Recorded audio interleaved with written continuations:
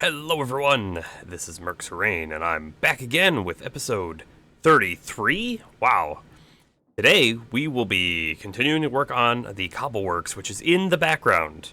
Between the episodes, you'll see I have 9 computers now in my hotbar. These actually took quite a long time to craft up, but we did need all 9 in order to do the Cobbleworks. Let me go ahead and turn off inventory detection because it knows I have 9 in my inventory.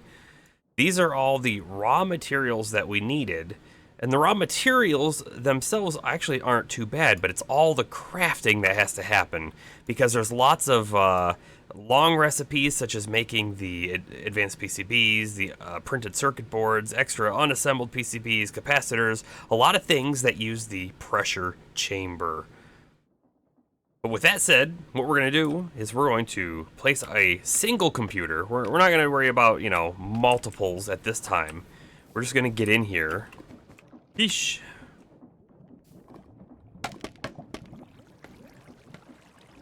Right in here, and where we want the computer to sit is we want it to sit right here. Right here, it's going to have the ability to pulse or turn on and off this back one, which we know does this, right? We can see it moving the drill head down there. And it's going to be able to power this one, which we know is going to be able to go up and down on the drill head. At this moment, it cannot access the global turn off switch. We may have like wireless connection points on here and have switches and stuff inside our building in order to manually control that if necessary. Or we may connect it up another way and have like the right side be connected here, or maybe the top or something. And the reason why maybe not the right side is because we also are going to need wireless modems on each one of these computers. However, at the moment, what I'm going to do is I'm going to program just some very basic commands onto this at the moment. I do not actually expect we will be able to get the whole system up and running in this episode. There's going to be a lot of coding, especially the dispatcher computer talking to these computers is going to be a little challenging. So what I'm really aiming for right now is to have these computers set up with the code on them that can at least harvest all of the different spots. And in order to do so, I think we're probably going to have to, let's go ahead and take a look at this real quick. We're probably going to have to look into, where is it? There should be a disk drive, right? Which isn't hard to make, and floppy disks, which also aren't too hard to make. And what we'll do is we'll take the code, and once we're done with it, we'll write it to a floppy disk, and we'll move our disk drive, and we'll go to every single computer, and then we'll put the disk in, and we'll install the software. It's going to be cool. So I'm going to do a little bit of coding. Be right back. Alright, I am back to a state of which I essentially showed off in the last video as the teaser, right? So here we are. We're going to run Cobble Harvester. It harvests one single row, right? If we harvested that bottom row, we would actually break the harvester because it wouldn't be able to generate the right kind of cobblestone again. So there we are. That's all harvested, generated. We'll come back over here. You'll see it's going to go down through the the chute real quick on the belts, and then it's going to go in and it'll hit our drawers. So this is a very basic. All it does is move forward, gather, gather, gather, and back. This so far does not do anything else, such as take how many times it should do a gather, responding to communications from the network or anything like that. But this is something that I could run, right? We could just say, hey, run this every minute, right? We could have a scheduler just do that. And then every minute we would gather 8 of each type of cobblestone, and that would go in, right? That would be one way to automate this. And then if you have void upgrades in each of the drawers, you'd never run into a problem because you'd never back the system up. But we're going to go further. We want to go more sophisticated. We want to make it cooler. So let's keep working on it. One slight modification to the code, and I'll take you through it. Right, this move forward, back, deploy drill, or retract drill, all very similar to what we had in our test sort of program. The harvest cobble function is mostly the same as well. You can see my new timings. The drill deploy time is a 2. But we now have harvest cobble amount, and this new function will take in iterations. And this is really the iteration count. How many times do we want to harvest the cobble? So it's the same code as the normal harvest cobble, except we have a loop, right? For I equals 1, so we start at 1, and then we go up through 8, if 8 is the number. Spoiler, 8 will be the number. We will do the same thing where we're going to drill and then retract drill and all that kind of stuff. So when we come down to the main function of the code, we can now see that we're going to move forward, right? We're going to move forward 3 spaces because it is 3 spaces for the print head to be aligned correctly. And when I say print head, I mean drill head. I do 3D printing, and so print head is in my head all the time, but it is drill head. The drill head moves 3 forward. We then harvest cobble, and I have it set for 8. And then I have some commented out stuff here. We're going to just move forward again. We're going to move forward 9 blocks this time, do another harvest 8, move forward 9 blocks, harvest 8, and then move all the way back. That is what this code will do. So if we run it, cobble harvester, here we are. Now, you'll notice, right, it's pretty close. We're going to drop down here so we can get a little closer view. These rows of cobble, they respawn, basically, just as the drill head gets there. So this is like perfect timing. If it took any longer, we'd have to adjust the time, though, I think, because otherwise we would be in danger of harvesting the cobblestone below. But there we are. We've moved on. We go to the next one, and it starts harvesting. I think now I will speed this up and let you watch it as it goes.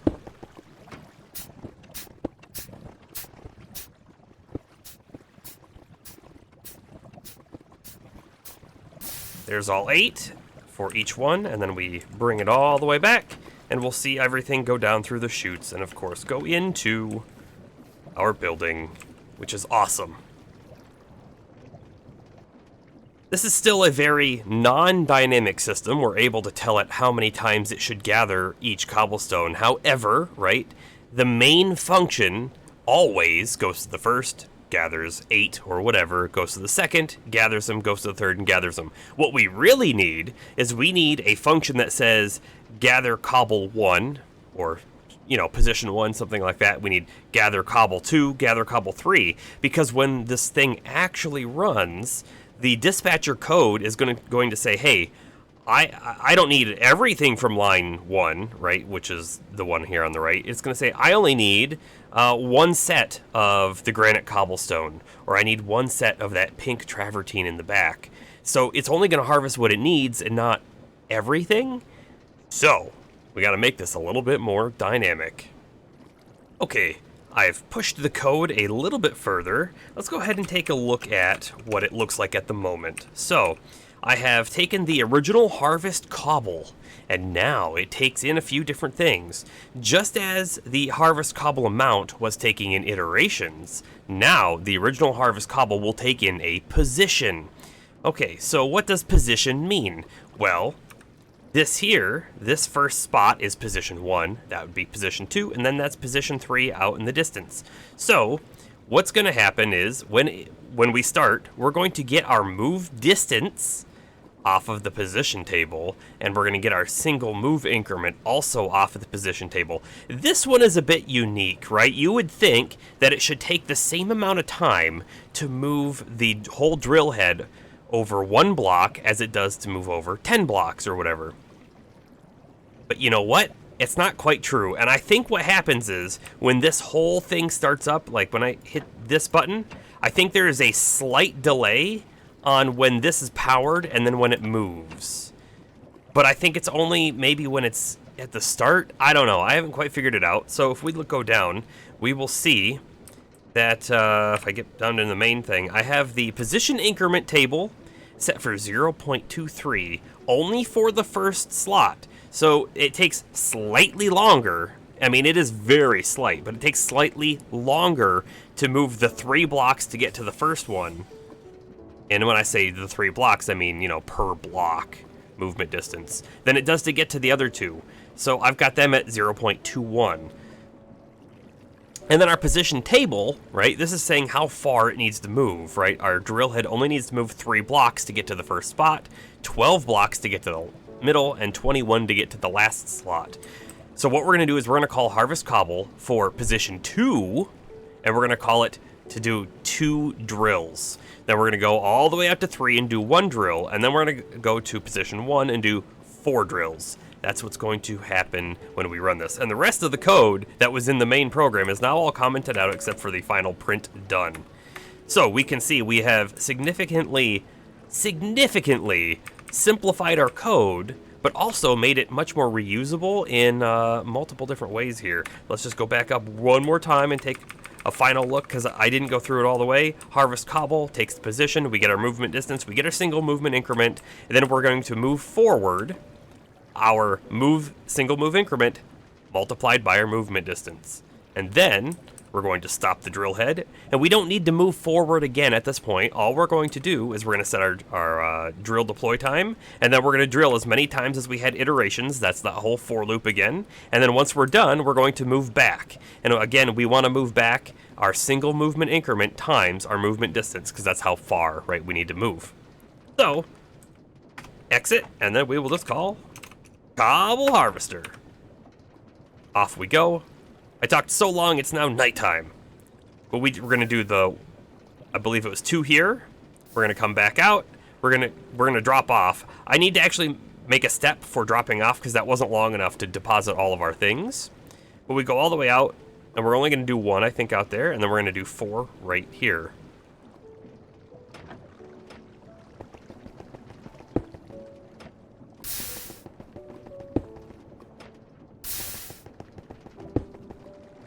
So then we'll notice when we come over here, because we didn't stay long enough, we should see all the different kinds of cobble for the most part.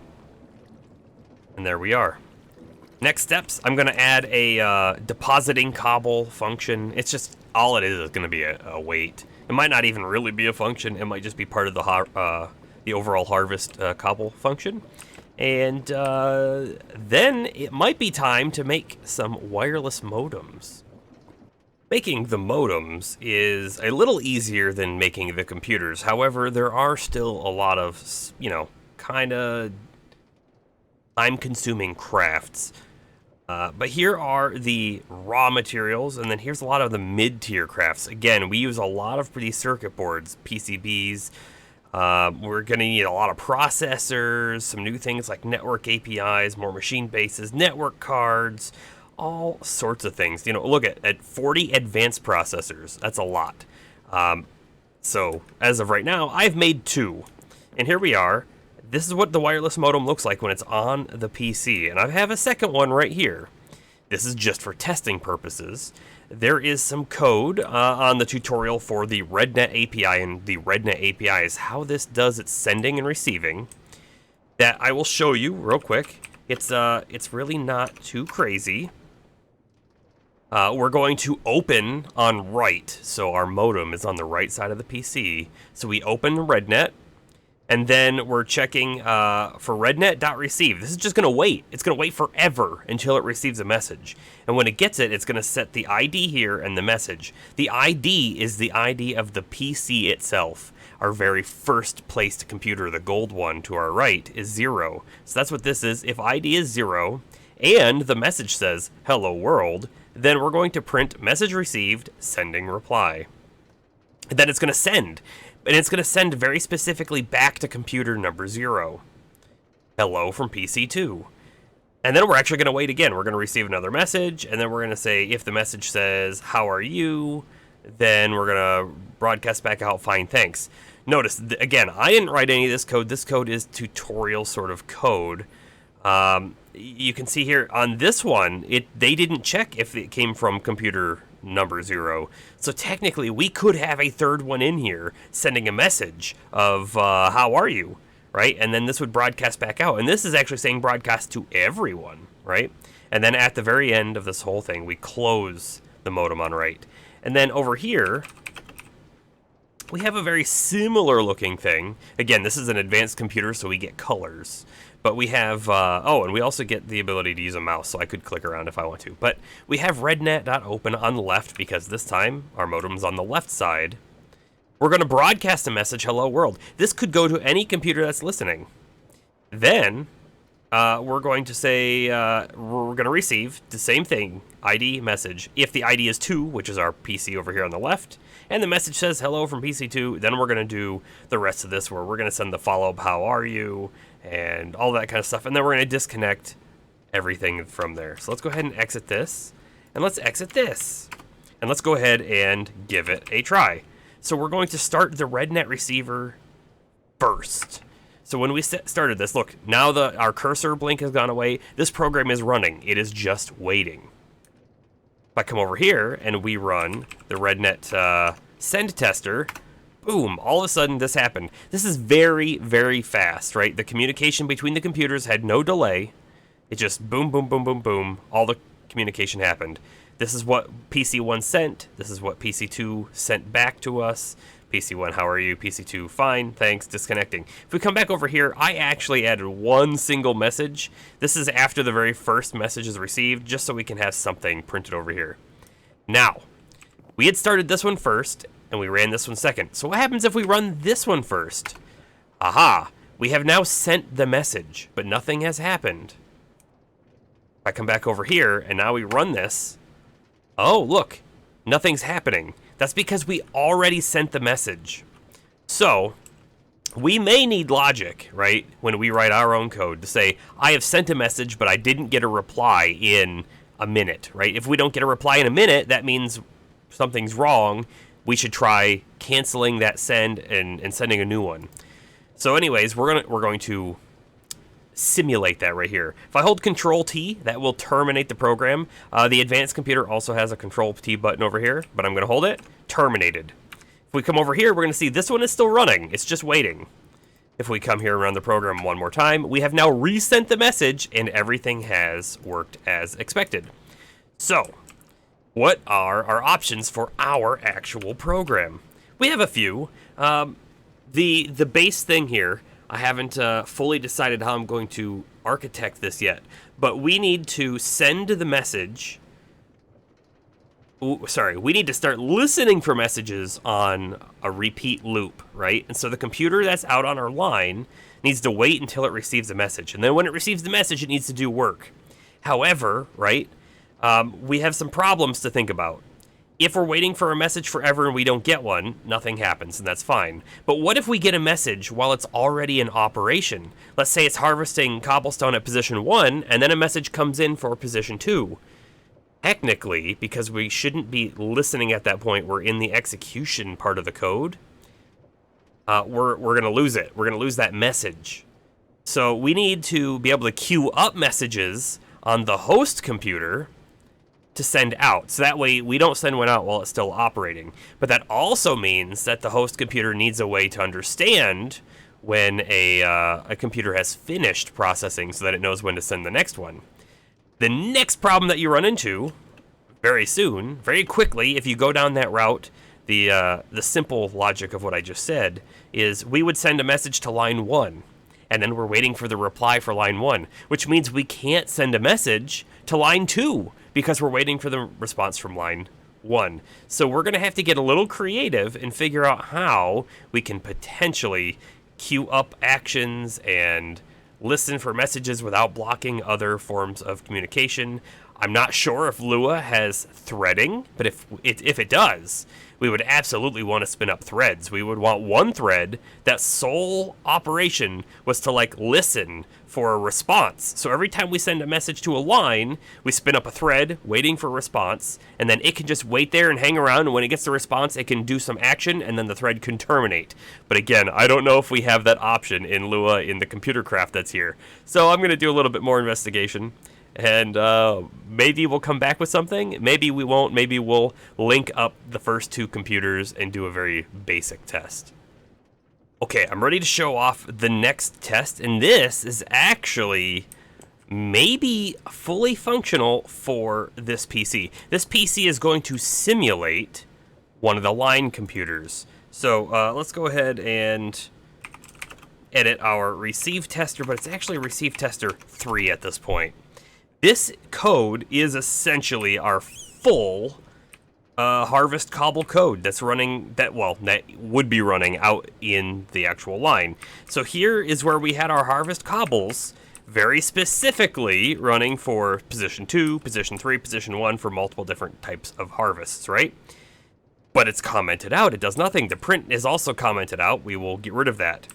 What do we have now? We have all this new code down here. We are opening the RedNet connection on the right where the modem is. And then we're going to while true do, which means we're going to do this forever, which is great. We're going to print, waiting for instruction. And then from here, we're going to receive our message. If the message comes from the dispatch computer and the type of message is a table, that's important. Then we're going to print our message received. We're going to print the message, which actually, I can just get rid of this. It's just going to be a table object.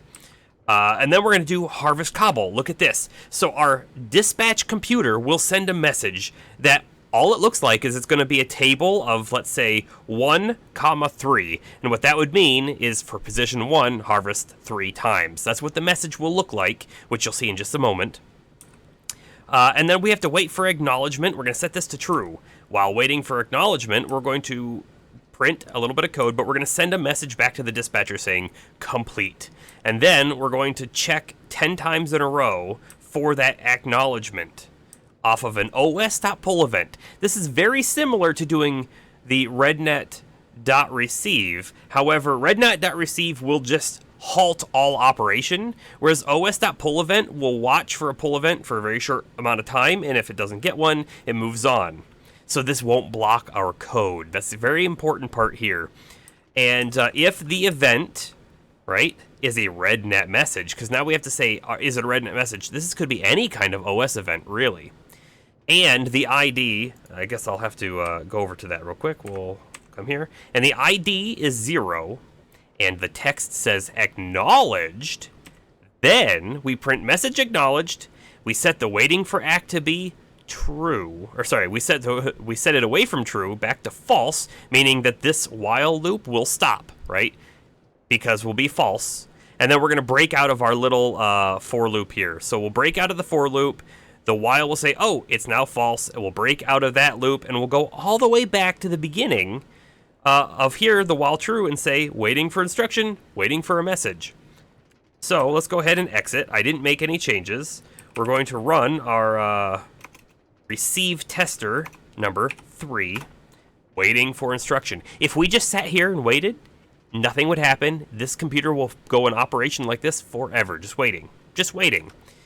Now notice I have on the left side a redstone connection and a redstone connection on the back side. This is to simulate what would happen out in the field, because remember, the back one powers the gantry, and then the left one powers what's on the gantry. So this would be like moving forward and backward, and you know, the drill head going up and down. So to just double check, we're still waiting. It's good. We come over here. We're going to edit our send tester just so you can take a look at it. This is a really small, simple program just to see if sending the messages works. We have to open our connection on the left side. That's where our modem is. Now we're going to send a message to computer number 2. That's what this is. And then we're sending a table object. We're saying position 2, harvest it once. And then we wait for a message. We're just waiting forever at this. This is just a testing program. This won't work like this in the final version that the actual dispatcher uses, but for now, this works fine. We'll wait forever, waiting for a message from computer 2 that says complete. Then we'll send our acknowledgement message that'll go back to the computer telling it, again, it's ready to start all over again. And we'll send a new one immediately saying back to computer 2, harvest position 1 3 times. And then we do the whole thing. We wait for a complete message, and then we send acknowledged. So let's go ahead and exit that, and we will run our send tester. Come over here. Waiting for instruction has changed. Message received. We are now moving forward. Deploying drill. Retracting drill. Returning to docking station. Sending complete. Checking for ACK. Checking for ACK. We got the ACK, and now it's doing the next thing again. And you can see that these are changing based on what is going on. And in a moment, these will both turn off, right? And if we come here, it should say waiting for instruction, which it is, waiting for instruction. The one over here is completed. We can see we could run it again if we want to, and we will just for demonstration purposes. This will work on the real line machine outside. So I think that's our next step. Let's go see it actually harvest something. All right, I have now loaded onto our computer over here. Let's just take a look real quick. Cobble harvester. It is basically what we had inside. Here's our main. We are going to open the red net. We're going to wait. We're going to do all of that stuff just like we were doing back inside. So let's go ahead and run cobble harvester. We should see waiting for instruction.